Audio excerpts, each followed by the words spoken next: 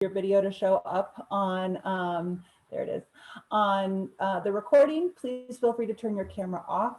We also ask that you remain muted throughout the presentation. If you have some burning questions, please feel free to drop them in the chat and we will do our best to monitor them.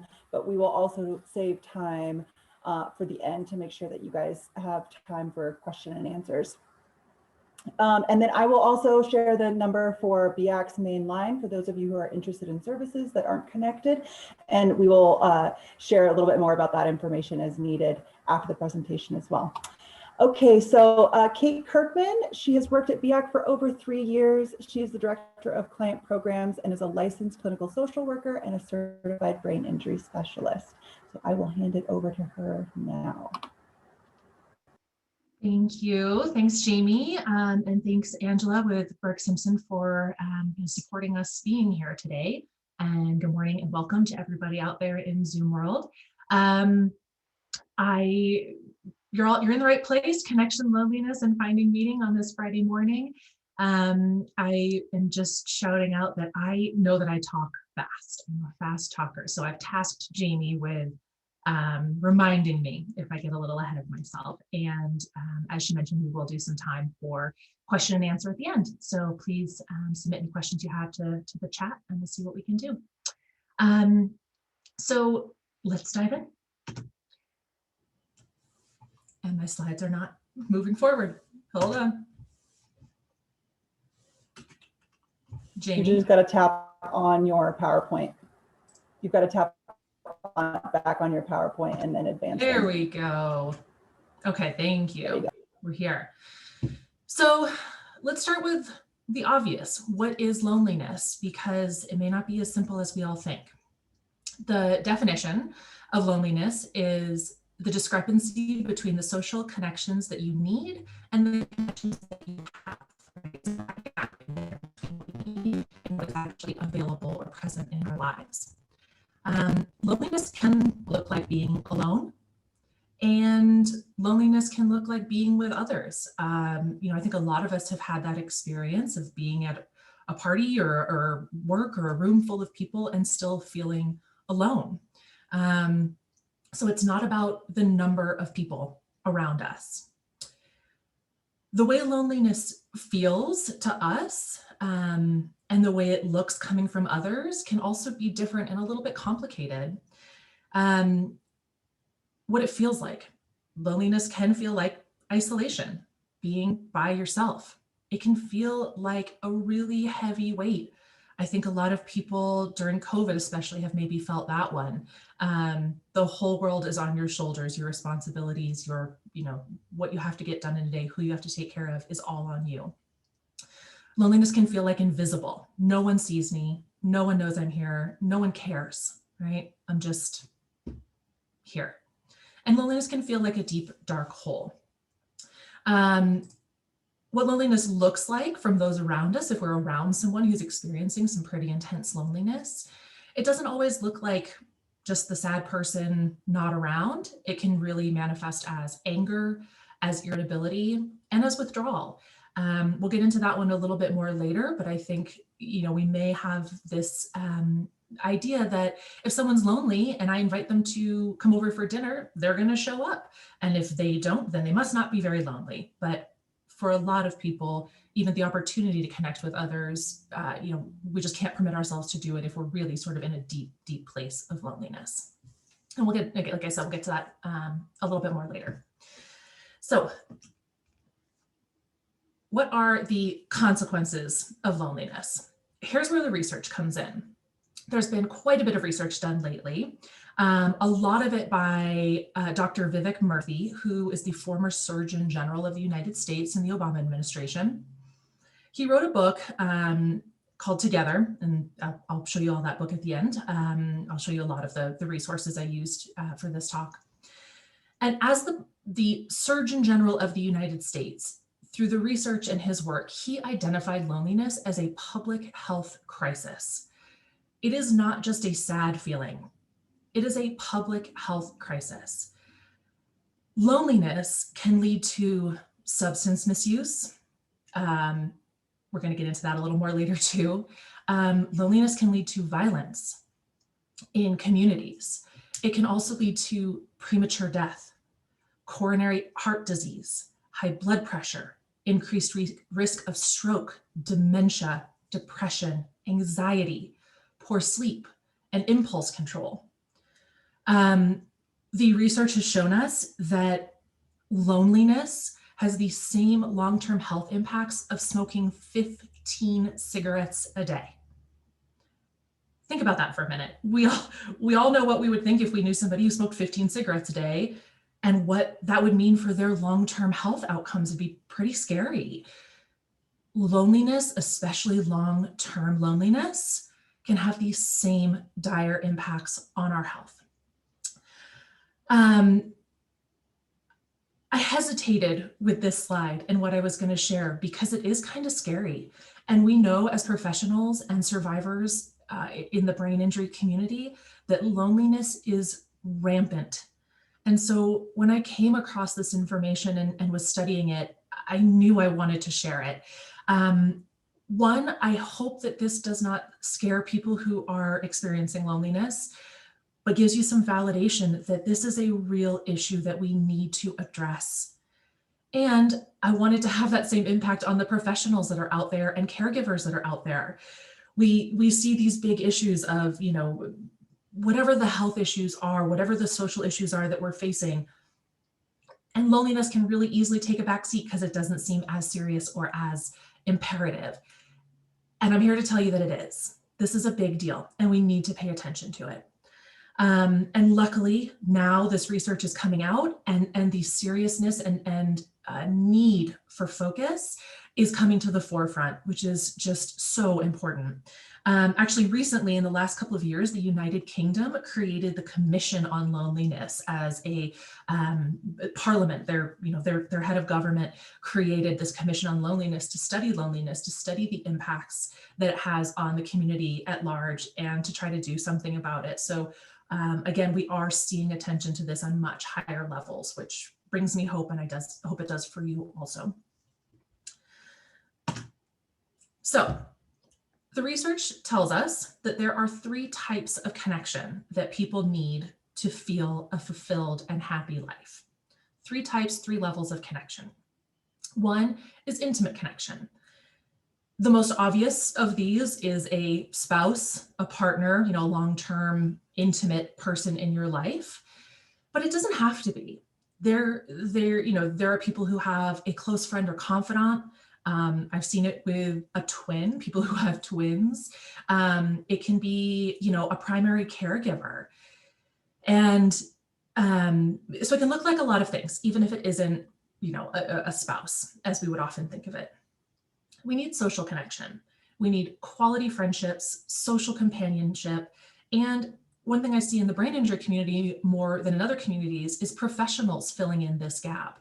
It's no doubt that, or no coincidence maybe, that Angela was here to be a part of this presentation, because that role of professionals can really fill a need for connection in the brain injury community. And the third one is collective connection. So this is a network or community that share your sense of purpose and interests. We're going to break all of these down. So if they're not immediately clear, just bear with me. But I think that something that is important to sort of see when we are looking at all 3 of these, because we need all 3 of these, this can explain for people who have a happy marriage, right? Who have that person, but still don't feel fulfilled in connection. It takes all 3 of these. People can have like great friends and an awesome job and not be interested in an intimate partner and feel that kind of sense of loneliness and a lack of fulfillment. So it is important that we have all 3 of these.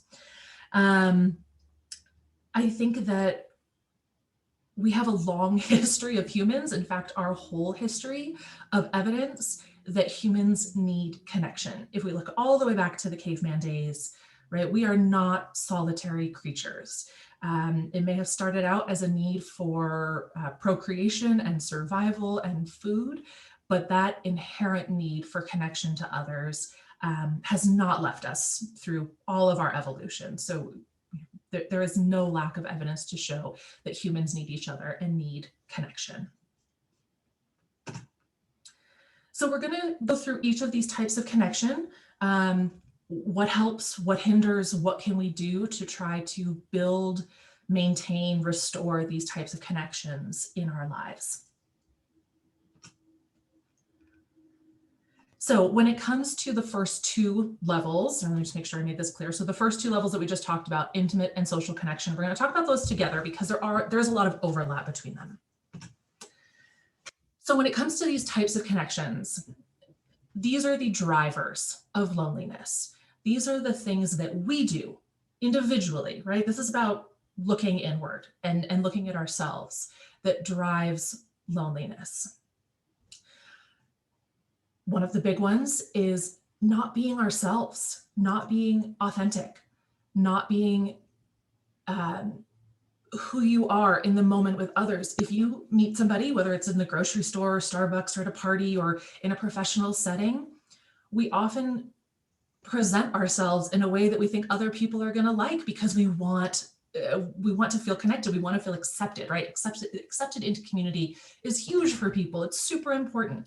So sometimes right? I think maybe we've all done this. You're like, okay, I'm going to this place and I know that person's going to be there. And what do they, okay, should I be really like confident and happy and everything's perfect and great. And then they're going to like me.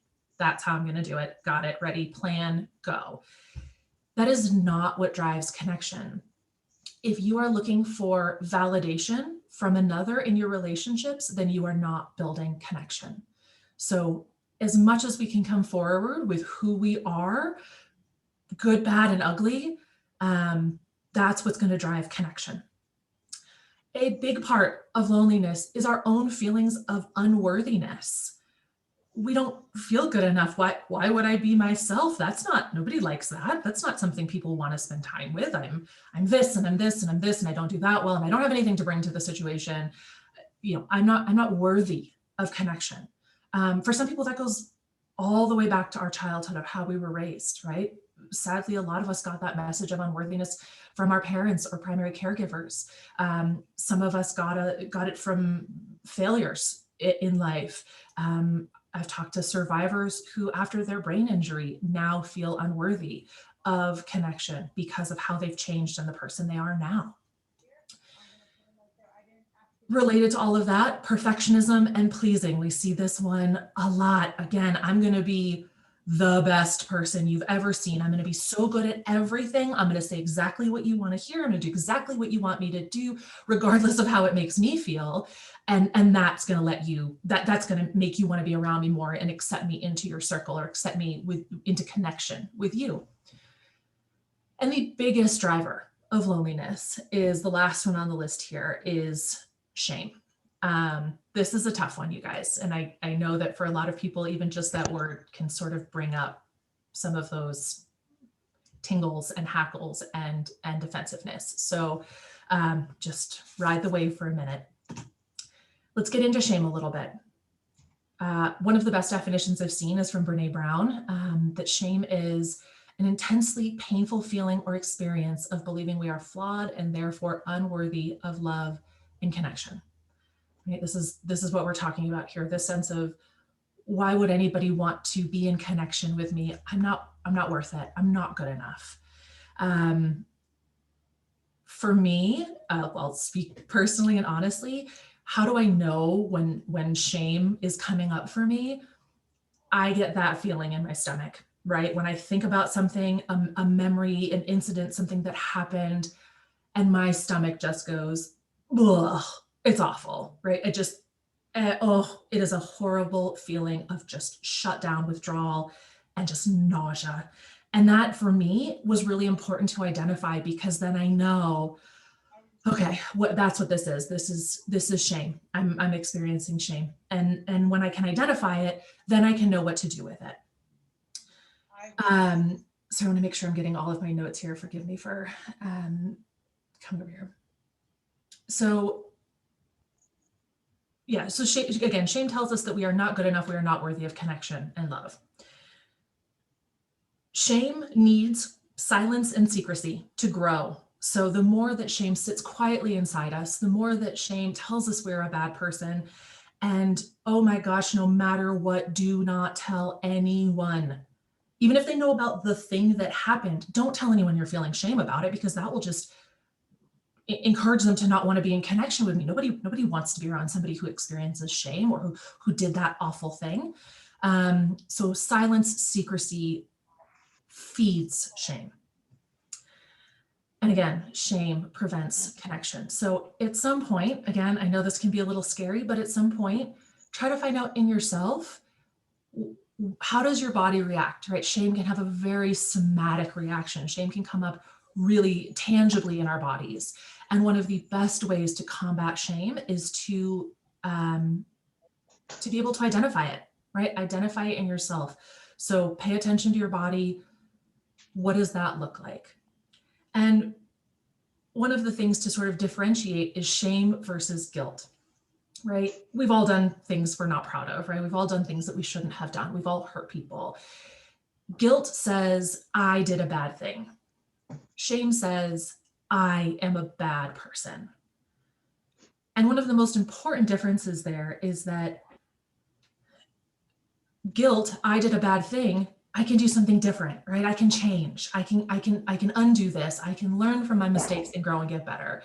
When shame tells us I'm a bad person, there's no coming back from that. There's no growth available. So guilt can be a really healthy emotion for us all to realize, like, oh, that wasn't so great. Maybe let's do something different in the future.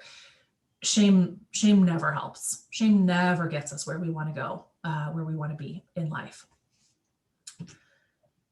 So the antidote to shame is empathy. Empathy is recognizing the feelings and experiences of others and saying, you are not alone. I am here with you. Empathy is, like I said, the antidote to shame. Shame cannot survive in the presence of empathy. And empathy is connection. So the more we as individuals can come into relationship and connection with other people from a sense of authenticity and empathy, the stronger that connection will grow, right? And this is a two-way street, because everybody has experienced shame. Hopefully everyone has experienced empathy. But if I come to you saying, you know, you're not alone, and I'm here, I'm able to listen. What's going on with you? Are you okay? And not expecting the answer to be yes, I'm fine, then you're able to really build and grow those connections with people. Empathy is not having the perfect response all the time. I think sometimes we get nervous about listening to other people's difficulties or grief or trauma because I don't know what to say. What if I say the wrong thing? What if I get it wrong? What if I make it worse? So it's not about having the right response. It's just about being present and listening without judgment. And also, empathy is not fixing people and taking their pain away. You can't take somebody else's pain away. It's just about being present with somebody. So again, shame is one of the greatest drivers of loneliness. Empathy is one of the greatest drivers in connection. One of the things about empathy that can be really scary for us is being able to say, like, I get it. I get what you're feeling. And, you know, if somebody's dealing with a deep sense of grief and you've experienced grief, and so, you know, sitting in empathy with that person is maybe not your idea of a good time, because in order to really connect with that person, you have to tap into your own sense of grief. And that's not fun, right? I can fully understand why people are like, that's not really for me today. Thanks anyway. I'm just going to go about my business. So that's why empathy can be really difficult. It doesn't mean that you have to dive back into that thing that was really hard for you. It's just finding a little bit of place inside yourself that says, I've been there. I know what that feels like. I can sit with you while you go through that too. Okay, so those were the two sort of pieces of personal and social connection. That is how we can nourish and build and grow social and interpersonal connection, through sort of bringing shame to light and meeting people in empathy. The third piece of connection is collective connection and finding meaning. So a great definition of collective connection is a nourishing experience of feeling like we're connected to something larger than ourselves. It helps us thrive when things are going well, and it helps us cope when things are going wrong in our lives. Let me just get my notes here, sorry. Thank you. Oh, I have to click. So finding meaning, finding your something bigger. It can look a lot of different ways for a lot of different people. This is a personal experience for you. For a lot of people, if you're lucky, it's your job, right? I'm super lucky. I find huge something bigger. I find that meaning in my work, and I feel incredibly lucky to have found that. For some people, it's volunteering. For a lot of people, it's religion and spiritual practice. That doesn't have to be sort of an organized religion, but a lot of people really do find that connection to something bigger than yourself through religion or a spiritual practice. For some people, it's a hobby, right? Maybe you're super into photography, and being out in nature and capturing that perfect moment makes you feel connected to the universe and God and other people, and you're bringing these images to others and sharing that joy, right? So something like a hobby can be your something bigger. It can be your connection to that larger community. Goals, working towards future goals. What goals do we have for ourselves? What's something we want to accomplish? And that doesn't have to mean becoming the president of the United States, although that could be a very admirable goal. Maybe you're in recovery from your brain injury, and your goal is to, walk 100 yards without assistance. And you have to work towards that goal diligently, and you have to really struggle for that. And when you do it, it's an immense occasion. So your something larger can be very specific to you and your circumstances, your life right now. I know people who exercise is their something larger. I think they might be crazy, but that's what works for them. For them, getting outside, really pushing their bodies to the limits, that's their sense of something greater. I'm going to jump over helping others and go to pets, because I love this one. Our pets can be that larger connection. I think a lot of people, especially who have service animals, that's an intensely intimate connection of trust and reliance that you have on with this animal. And even not a service dog or emotional support animal, but just a pet that gives you that sort of love and connection. That can be your connection to something larger.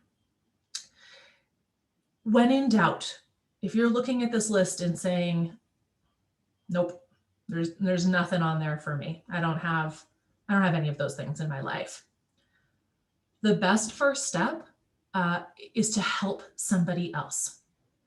And that can be really small. You might want to do a massive fundraiser that raises hundreds of thousands of dollars for a charity that you like. That's fantastic.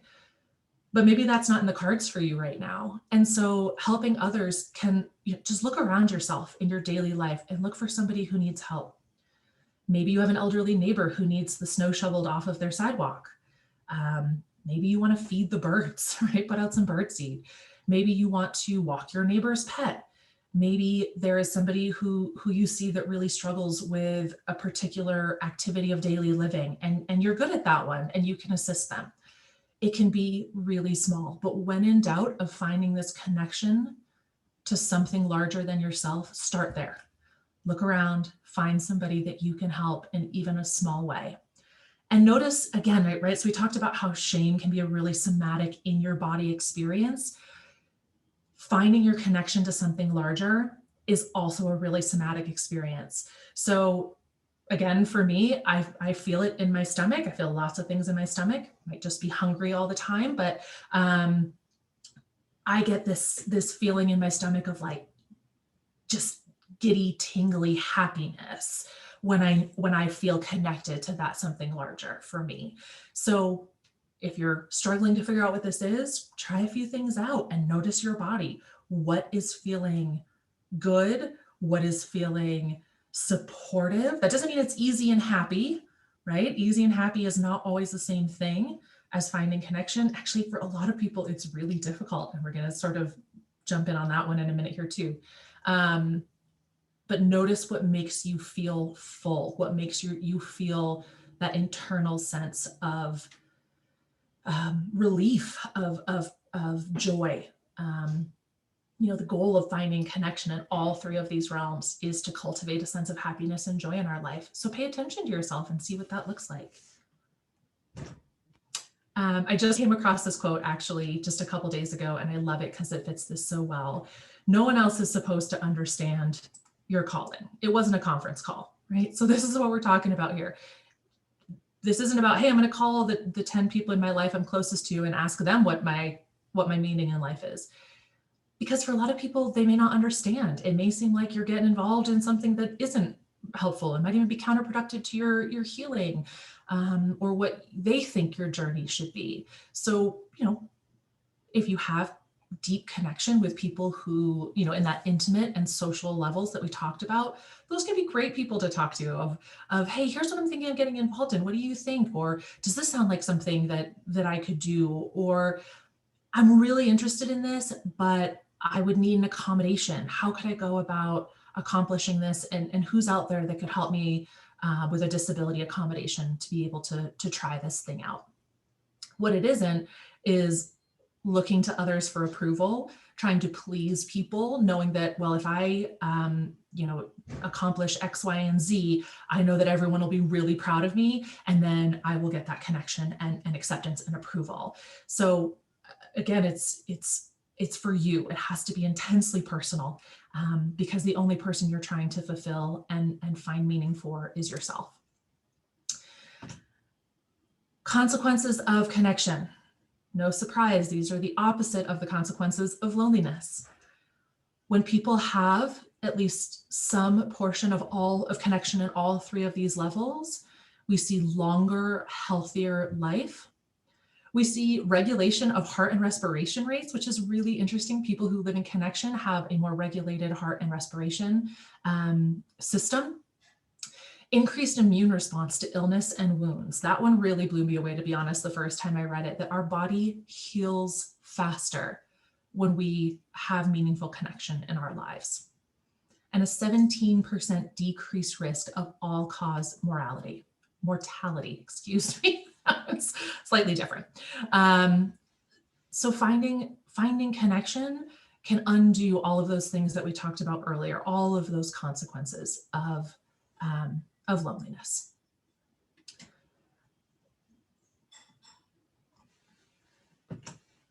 So here's a little tool that I wanted to share that I think can be really helpful, because this can be a lot of information, right? Oh my gosh, I have to find connection in this area and this area, and I don't know, I don't have anyone there. Or maybe you're feeling a lot of shame right now, and your shame is telling you that you have no connections in any of these levels and you don't deserve them.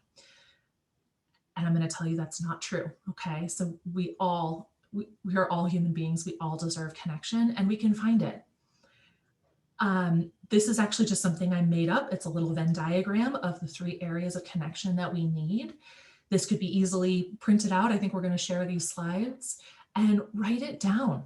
Sit down if you need help from somebody else, ask for some assistance, and write down the people in your life that fit into these categories. And you'll see with some of these, there's quite a bit of, there could be overlap, right? Perhaps your people in your social circle, your friends, are also engaged in your job or your hobby. That's something bigger. So again, the intimate is sort of that one or two people or pets that really give you that intense one-on-one connection.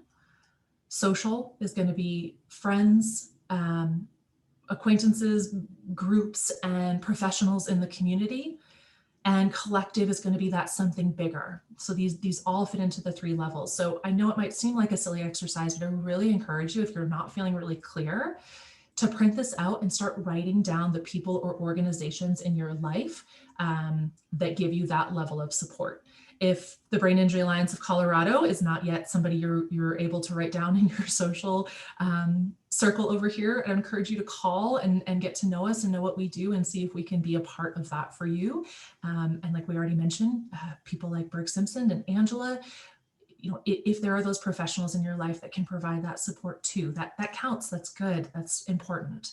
And keep it around, because as you practice some of these things we've talked about, as we practice authentic connection with others, as we practice empathy, as we can recognize loneliness and shame in our own lives that are preventing connection, hopefully, the idea is that you will find more people, more groups, more meaning in life, that you can add to these circles and watch them grow.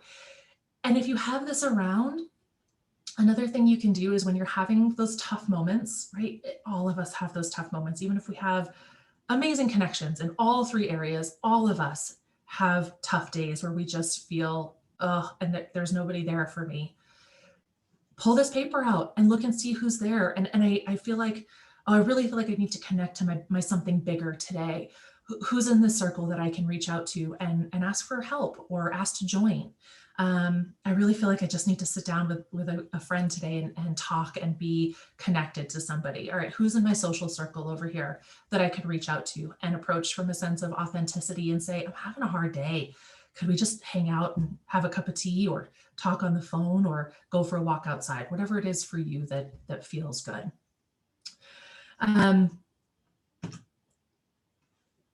I wanted to share these 3 books with you. These are the 3 sort of most prominent resources that influenced this talk today. I mentioned earlier Vivek Murthy, the book Together. This is the former Surgeon General and his work and his research on loneliness, and I'm labeling it as a health crisis, a public health crisis. Burnout, The Secret to Unlocking the Stress Cycle. I find the title to be a little bit misleading. So much of what this book talks about is being able to engage in that authentic connection with yourself and others, and really that's something bigger. This book brought forward to me that idea of something bigger and how to access it and how to connect with it. So if that's something you want to reference more, that Burnout book. And then The Power of Vulnerability by Brene Brown. She has done phenomenal work in the areas of connection and shame. So, none of these are a light read, but I do feel like they have powerful information based in research and facts, so that we know what to do and we know how to take action to make things better. I'm going to finish today with the contact information for Angela and Berg Simpson, so that you can all write this down if you need to. I'm going to spend some time in the chat. I'm guessing there are some questions. We are ahead of time, which is unusual for me, so that's kind of good. So we can spend some time in the chat, and I will go back and forth between this slide and, nope, not that one, and this one. Every few minutes, I'll sort of vacillate, so if people want to write things down, they can. So Jamie or Tina or whoever is moderating the chat, is there anything in there for us to talk about? A question come in, Kate. Somebody said, this is wonderful, and what is your background? Mine personally, so I'm a licensed clinical social worker, which means I get a bizarre satisfaction out of talking about things like shame and empathy and loneliness. This kind of work is part of my something bigger, because I feel like it's so important. And I love learning about it. So much of it has been a learning process for me also. And I've been with the Brain Injury Alliance for just under 4 years now. 3.5 is probably more accurate. And so being able to connect these ideas and these concepts to the community that I live working with, which is the brain injury community. Happy to answer any more specific questions if that didn't get you there. There was also a comment.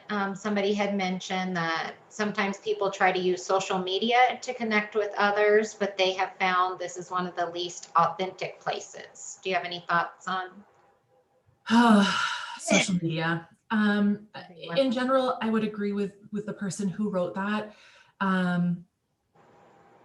It is so easy to be mean and spiteful and hurtful with like no consequences on social media.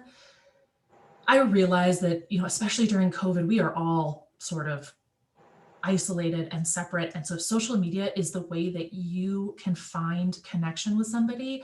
I'm not going to tell you not to do that, do it. And I'm sure there are groups out there, right? Like some of these books and these authors have social media groups. And so they are talking about this very thing. So perhaps there are places on the internet to find authentic connection. But scrolling through your Facebook feed is probably not the place for it. I would guess that we need to be a little bit more discerning in our social media use. Social media can also help us find resources for that something bigger. If you're really interested in something but don't know much about it and want to learn more, the internet and social media can be great resources to find out more about a topic that you're interested in. But be discerning. And again, pay attention to your body. If you are on a particular social media site and you are getting that like, feeling, that's probably not the right place for you. If you're somewhere and you're getting that good, like, feeling, maybe it's a good place to spend time. So I would say overall, yeah, social media does not drive authentic connection, but there could be some exceptions out there. So, you know, if you have found one of those, good for you, and feel free to stick with it. Ben said, sometimes I feel more for others than myself. I need to work on the 3 groups. Since my injury, I feel like something is missing. Yeah, Ben, I think you're not the only one. And like I said, loneliness and isolation is something that we hear across the board from clients at the Brain Injury Alliance. But it is across every population. It is not specific to the brain injury community. I don't know a single person in my life that hasn't had some concern, some lack of connection in their lives. So, you know, if I had to guess, I'd say it's 99% of humans have had some struggles in this area. It's really normal. A little earlier, Kate, somebody had mentioned, and I thought this just might be a good one for you to hit on, that empathy is also not pity, which can make someone feel superior to one another. Yes. And I realized I didn't read this bullet point out, but that is correct. Empathy is not like, poor you, must be rough. That's actually a little bit kind of like what sympathy is. Like, sorry about that one, but I'm gonna let you handle that, and I'm gonna be over here. And it is not comparative either. I want to be really clear about this, because this is something that we do that I think we often think helps others. Somebody said, right, and I see this a lot in the brain injury community specifically, is that, oh, I had a brain injury and I have this symptom and this symptom and this symptom, and I struggle here and I struggle here. And then somebody else comes in, oh, well, mine was worse. I had this and this and this and this. So don't feel so bad about yourself. Mine was worse.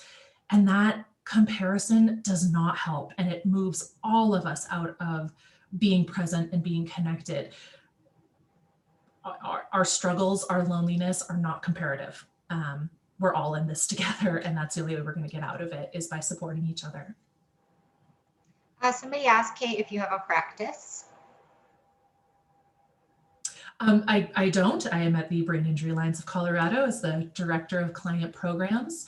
I will shamelessly plug our clinical services program that has just opened. We are now seeing clients in a therapy counseling sense, and we accept Medicaid. So we are really excited about this program, and you will find wonderful, empathetic, knowledgeable counselors in our system. So happy to plug that one.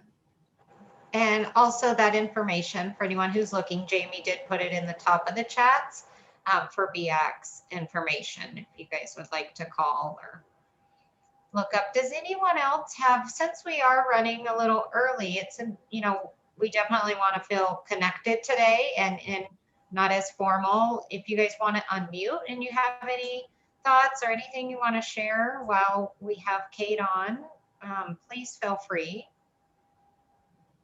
And while we're waiting to see if anyone has any final questions, I do want to mention that we have other programs at BIAC for survivors to engage with, as well as some groups that are specific for caregivers. And those include our peer mentorship program, our support groups, our recreation programs. I know someone mentioned earlier that has been really helpful in their own journey to find connection, and classes and workshops. You can find a lot of this stuff on our website, but also just by calling our main line. So I'm going to put that information again in the chat. So please feel free to just call, even if you're just curious, what else do you have? I want to learn a little bit more. Just feel free to call us or check out our website. And someone asked, and I'm going to stop sharing so I can feel a little bit more connected and see you all, because otherwise I'm just staring at my own presentation. So Somebody just asked if you could speak a little bit more about vulnerability. Sure. Yeah, I think that vulnerability is just being real, right? Vulnerability is just coming in with who you are, the good, the bad, and the ugly. It is, I think vulnerability starts with a lot of self-acceptance in an internal work of, I'm not perfect, but I'm good enough. I'm good enough for love and connection. I'm good enough for relationships. And it's being really honest about maybe where we're not so perfect, and being okay with that, right? So I think vulnerability is almost the opposite of perfectionism. Vulnerability is just, here's who I am.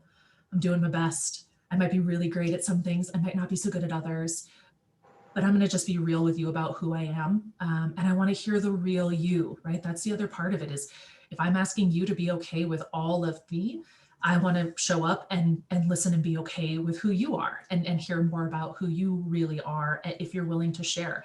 And vulnerability is scary. It's scary because it puts us in a position to be hurt, to be rejected, to be given a message again of you're not good enough. So not the easiest thing to do, but it is essential to true connection. Glad you say that, Kate, too. And it just kind of gave a knee-jerk reaction. I actually just wrote that quote, what you said, I'm not perfect, but I'm good enough, on a sticky. And just to put it somewhere, you know, just as a reminder for all of us, it doesn't have to be a certain group or any of that, but just for everyone to keep some of those things in mind, where it can be a quick recall when you're kind of starting to feel down or some guilt. Yeah. I mean, I will say it looks really differently. It took a lot of vulnerability for me to do this presentation, right? This stuff is not easily accepted.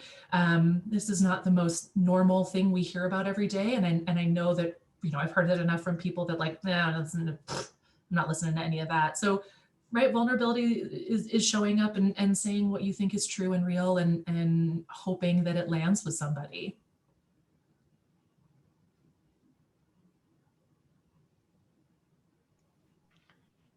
Kate, this is Mike Lewin.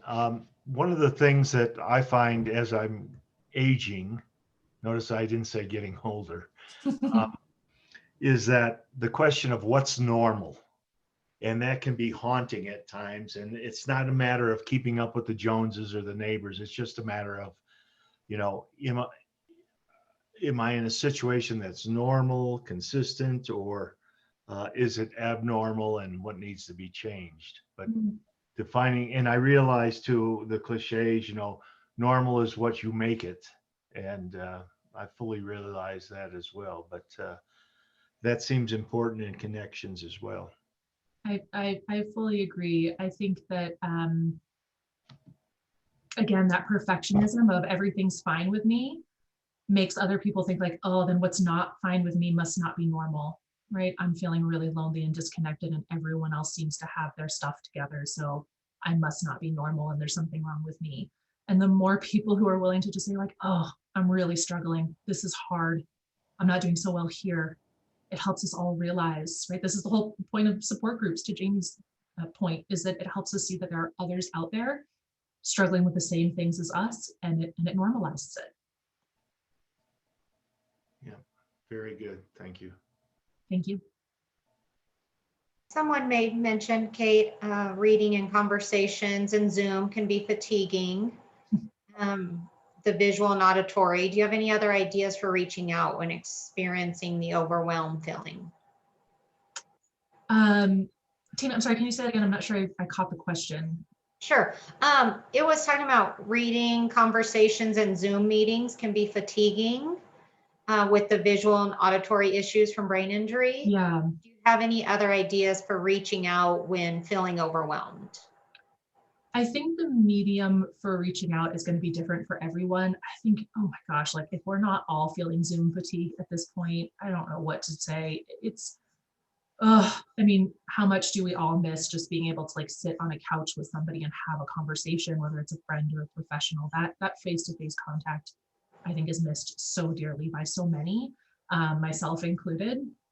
So I think the best thing you can do is just sort of test different mediums. Maybe text message works, maybe a phone call is better. Maybe there are people that you could see from a distance, right? If you know, you can go out for, maybe even if a walk isn't okay, go sit on a bench outside somewhere and just look and communicate.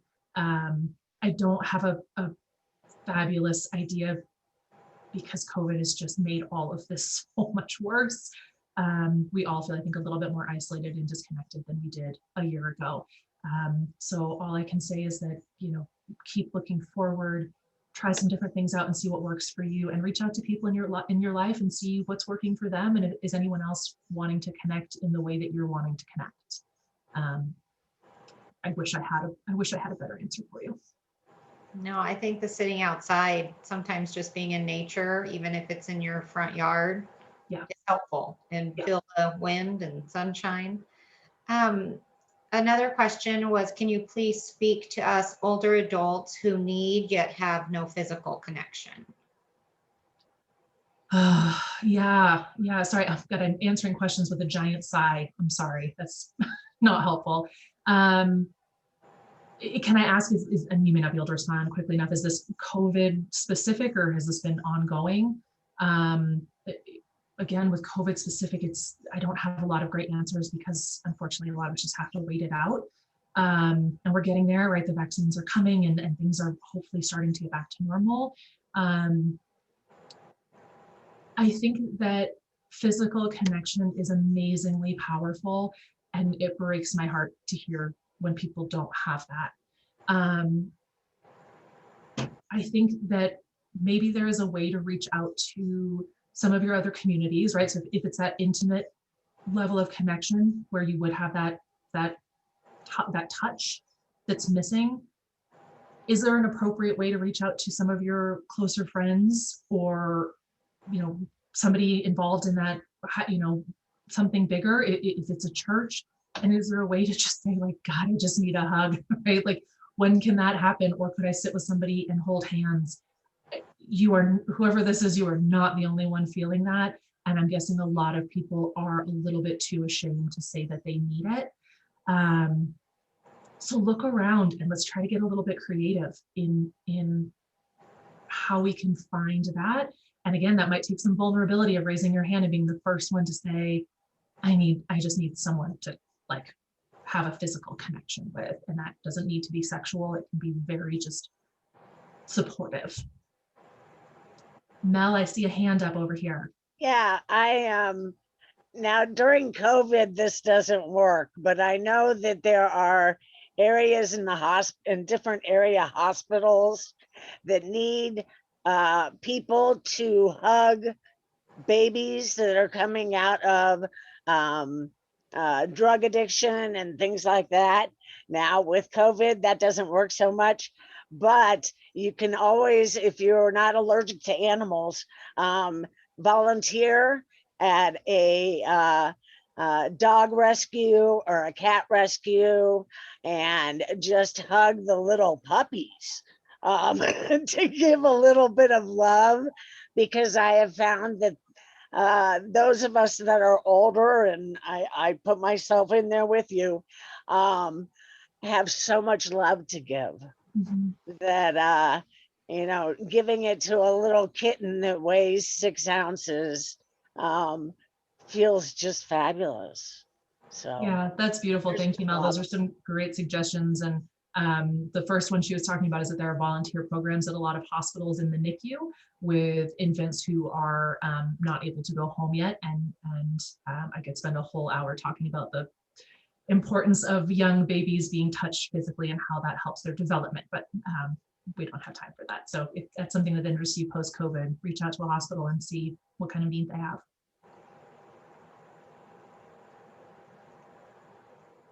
Yeah, does anybody else have anything they'd like to share? Marguerite made a comment, being part of a community that's designed to help each other. She lives with acreage and it's isolating. Didn't bother her as much prior to her TBI as it does now.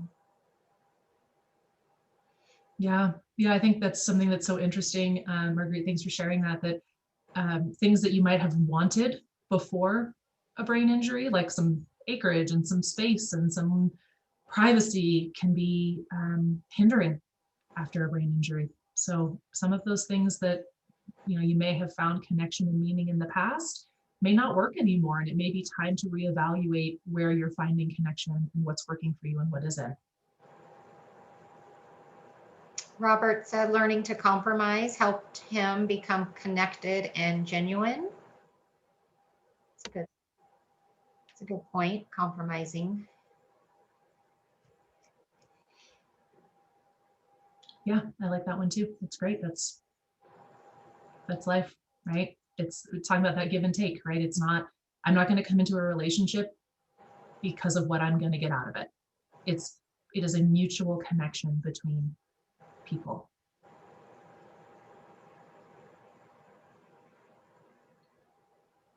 Does anyone else have anything they'd like to share or any questions for Kate? And I'll stay on the line. So if somebody has something they want to talk about that they don't want for the big forum, we can hang out for a little bit and chat with you.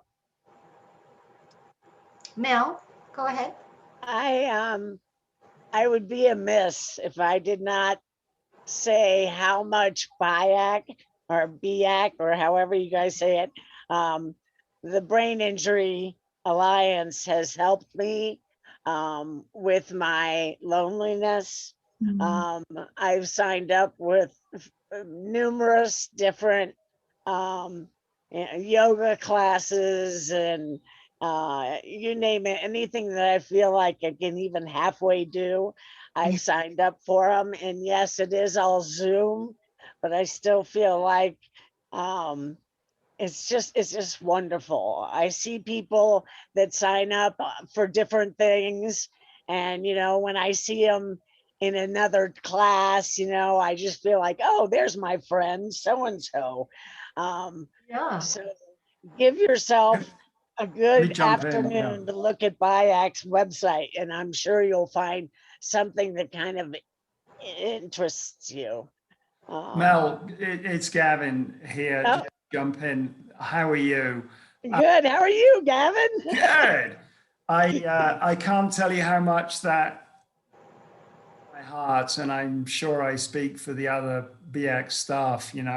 They do an amazing job, and it's always great to get such positive feedback. So thank you so much, Mel. That certainly made my day, and I imagine. I'm grateful. There's a lot of staff on the call right now as well, so I think I can speak for them and say thank you. That's very lovely. I'm sure if Michael is listening, he'll be like, "Oh, Melissa," But it's a wonderful reservoir of love that you guys are. Reservoir of love. I'm gonna love that. We're gonna put that on the website. That's going on the website. Go for it. Kate, I just want to make sure that if there was anything that Angela wanted to add before we leave, now is a good opportunity.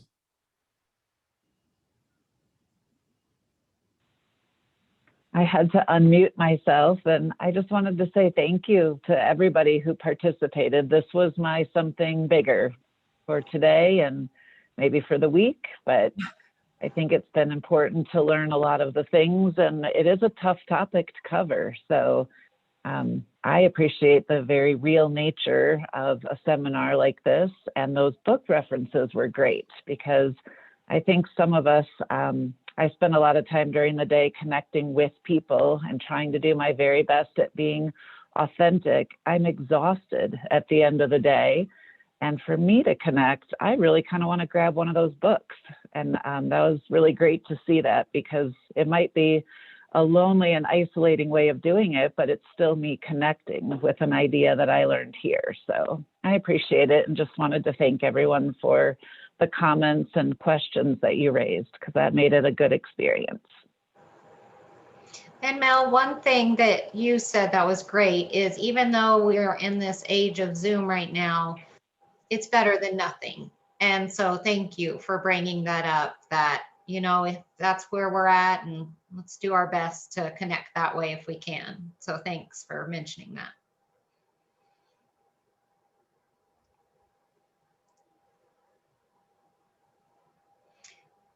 Anybody else have anything else they want to bring up or discuss while we have a few minutes towards the end?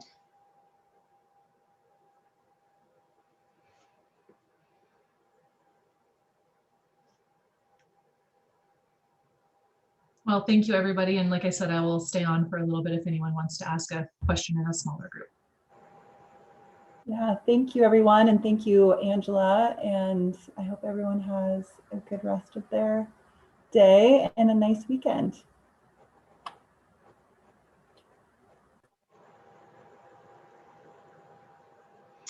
Jamie, do you want to answer that question about music therapy in the chat?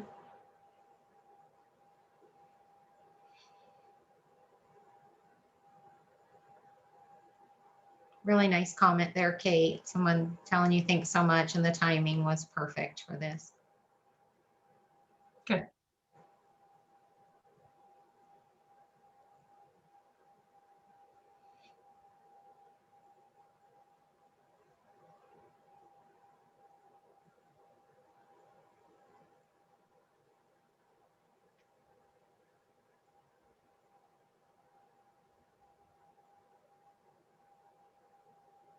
I have a question.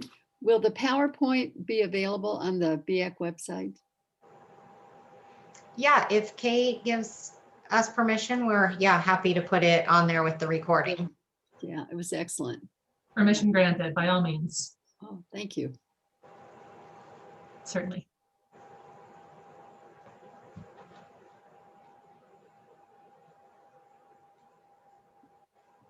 For some reason, I'm always learning Zoom every time I get on it.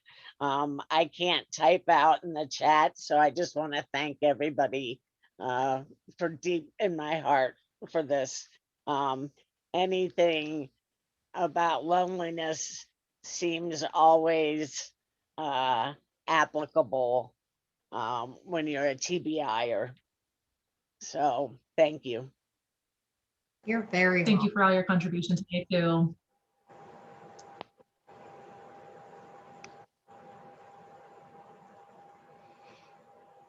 There's still quite a few people out there. Anyone else wanting to speak or ask or chat?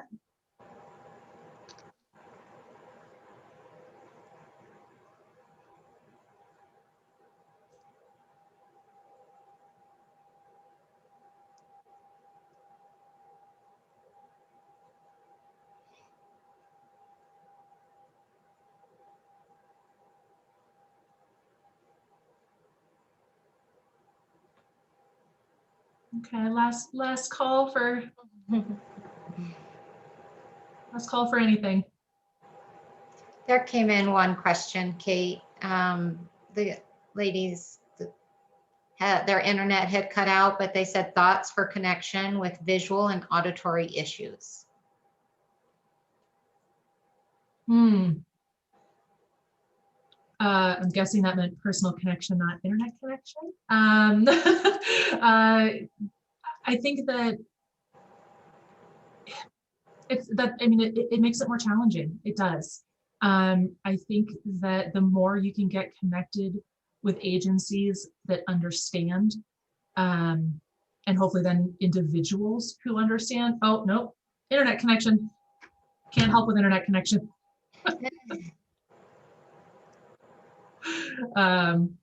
Okay, so I guess that's what you're asking for is audio and visual issues with the internet connection. That's not my expertise. Correct. They said you are correct. Personal connection. Oh, okay. You're joking. Got it.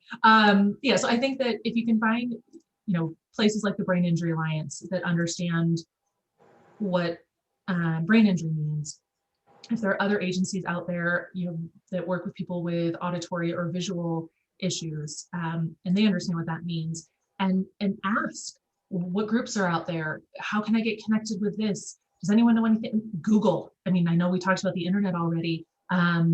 Google it, social groups for people with visual impairments. See what comes up. You never know what's out there. I think asking, connecting, again, you have to put yourself out there a little bit with a little bit of vulnerability and risk, and raising your hand and saying, I need something more. Just try and call BIAC and say, hey, here's what I'm looking for. What do you know about? the more places you can reach out. If you don't raise your hand and say, this is where I need help, nobody will know. So I realize that's not very specific. Yeah, you have been asking and it's been difficult. I'm sure that that's true. If you're interested in any of our classes and workshops, Michael Zavala, who runs those, might be able to provide some guidance on which classes would be more appropriate, or perhaps you guys could have a conversation together about how to orient some of the classes in a way that could be more helpful for you. We, within reason, we do want to try to help with accommodations in any way that we can. So if you're not already connected with somebody at BIAC, please call and say, here's where I'm struggling, and are there any classes where I could participate in a different way, or could we, make an accommodation here? And you're right, it is not easy, right? We didn't have this webinar today because this is easy. We had it because this stuff is tough. It's tough, and we can just try together. Yeah, it's great suggestions, Kate. I think we'll go ahead and wrap up. Again, if anybody wants to reach out to BIAC, please don't hesitate, or wants to contact Kate directly, you could absolutely do so through the BIAC main line. Yep, absolutely. Looks like we had somebody connecting. Carol, did you have any questions? I see you just hopped on. Excellent. All right, well, you guys all have a wonderful weekend, and we hope to be able to offer these at some point again in the future. But thank you so much for attending today. Thanks, Tina. Sure. Bye, everyone.